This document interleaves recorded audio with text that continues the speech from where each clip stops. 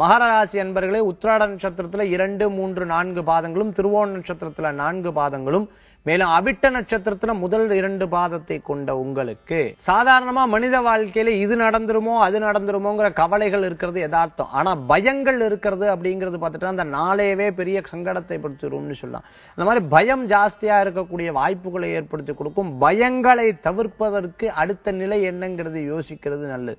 உத்திராட நட்சத்திரத்துல இருக்கிறவங்களுக்கு இடமாற்றத்தை பத்தி சிந்தனைகளும், திருவோண நட்சத்திரத்தில் இருக்கிறவங்களுக்கு இது நடந்துருமோ அது நடந்துருமோங்கிற கவலைகளும், அவிட்ட நட்சத்திரத்தில் இருக்கிறவங்களுக்கு கவலைகள் இருந்தாலும் தைரியமாக செயல்படக்குண்டான வாய்ப்புகள் ஏற்படுத்தி கொடுக்கும்.